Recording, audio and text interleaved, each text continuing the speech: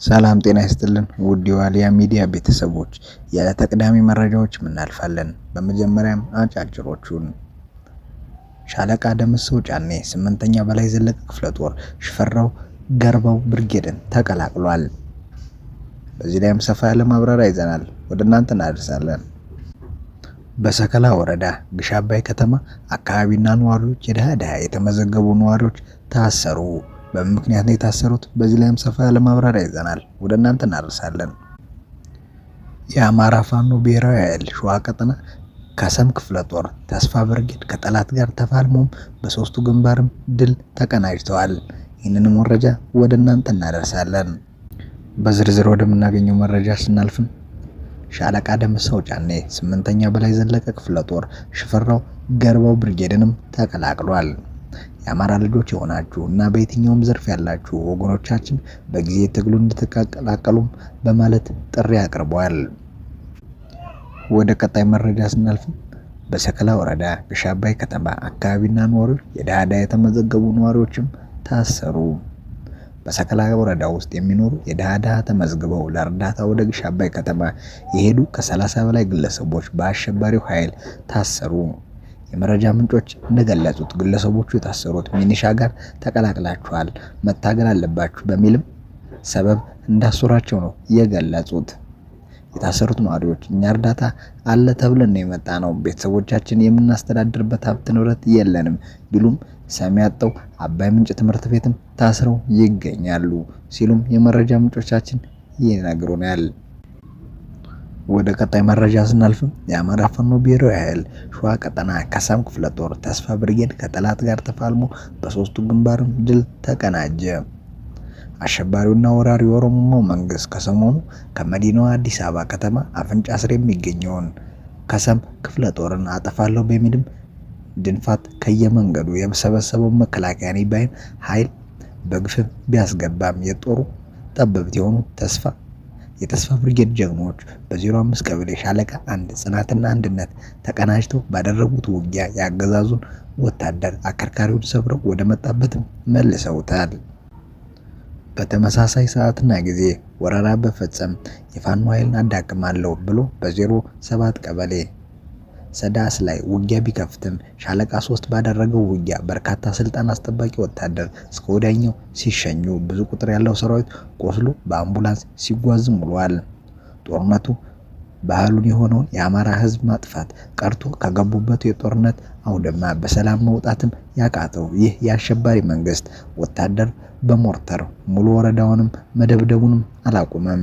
በዚህም በርካታ የንጹሃን ንብረቶችና በአንዲት ሴት ልጅ ላይ የአካል ጉዳትም ደርሷል ሲልም የአማራ ፋኖ ብሔራዊ ኃይል ሸዋ ቀጠና ከሰም ክፍለ ጦር ተስፋ ብርጌድም ገልጿል። ወደ ቀጣይ መረጃ ስናልፍም ስሜነ ደስታ ብርጌድ የደፈጣ ሞት መቋቋም ያቃተው ተሸናፊ የዱላ ጦር አጥቦ አይለብስ የሚልሻ ንጹሃንንም ማገትና ንብረት መዝረፍ መደበኛ ስራው አድርጎ ቀጥሏል። በጉባላ ከተማ የህዝብ ተቋም የሆነውን ትምህርት ቤት ጥበቃውንም በማፈን እስከ ማሰሪያው አግተውም ወስደዋል። የገበሬውን ጎታ በመቅደድም ስንዴ የወሰዱ ሲሆን ባለትዳር ሴቶችን በማፈን ወስደዋል። የወንዶችን ብትር መቋቋም ያቃተው ስርዓቱ በተራ ውንብድና ስርም ተሰማርቷል ሲልም ፋኖ ይበልጣል የእውነቱ ጀግናውም የአማራ ፋኖ ብሔራዊ ኃይል የጎጃም አገው ምድር ክፍለ ጦር የህዝብ ግንኙነት ኃላፊ ነው የገለጸው። ወደ ቀጣይ መረጃ ስናልፍ ለትግራይ ሸቀጦችን የጫኑ ተሽከርካሪዎች በአማራና በአፋር ክልሎች እንዳያልፉ መከልከላቸውም ተገለጸ። ሸቀጦችን የጫኑ በርካታ ተሽከርካሪዎች በአማራና በአፋር ክልል አልፈው ወደ ትግራይ እንዳይገቡ መከልከላቸውን አሽከርካሪዎች ለቢቢሲም ተናገሩ። የተለያዩ ሸቀጦችን ለትግራይ ጭነው የሚጓዙ ተሽከርካሪዎች በሁለት ክልሎች ባሉ የፍተሻ ኬላዎች እንዲቆሙ መገደዳቸውንም አሽከርካሪዎች ለቢቢሲ በትግረኛም ገልጸዋል። እነዚህ ለክልሉ ሸቀጡን የጫኑ መኪኖች ከቀናት በፊት በአማራና በአፋር ክልሎች ከማለፍ እንደታገዱ የትግራይ ክልል ንግድና ኤክስፖርት ቢሮም ለቢቢሲም አረጋግጧል።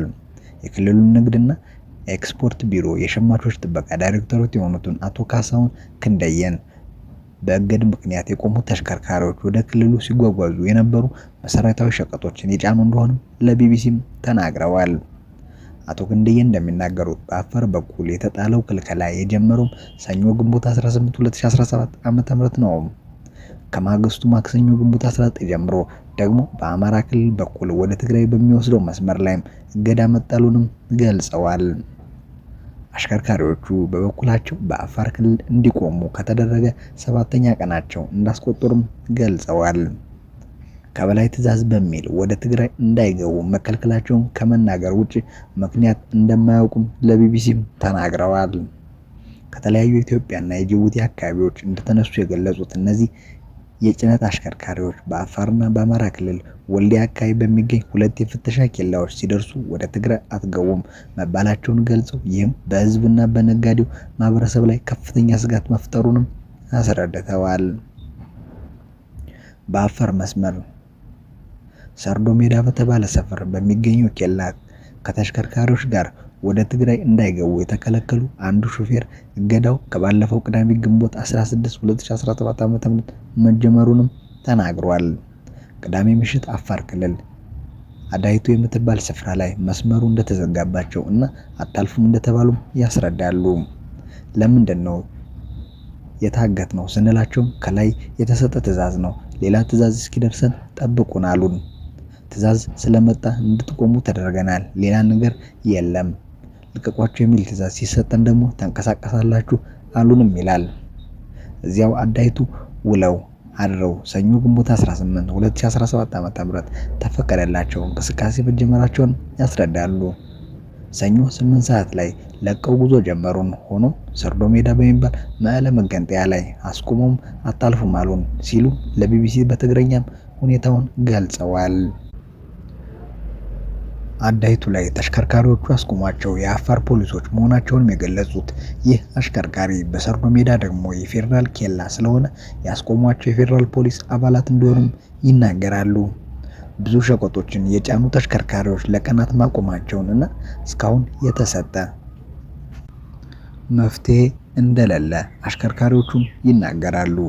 ከአፋር በተጨማሪ ወልዲያ አላማጣ መስመር ወደ ትግራይ ሸቀጥ የጫኑ ተሽከርካሪዎች እንዳያልፉ መደረጋቸውን የገለጹት አሽከርካሪዎቹ በዚህ ኬላ ቢያንስ 30 የሚሆኑ የጭነት አሽከርካሪዎች መስመር ላይ እንዲቆሙም ተደርገዋል።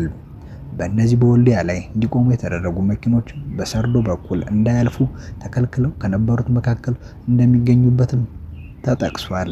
በአፋር ክልል ያለው ክልከላ አይተው ዞሮ በአማራ ክልል ለማለፍ የሞከሩ ተሽከርካሪዎችም ይገኙበታል። 4 ቀናትን አስቆጥረዋል። መጀመሪያ በሰርዶ ነው የመጡት። መስመሩ እንደተዘጋ ሲያውቁ ዞሮ በወልዲያ ለመምጣት ሞክረው ነበር፣ አልሆነም። ምክንያቱም ምን እንደሆነ አይታወቅም።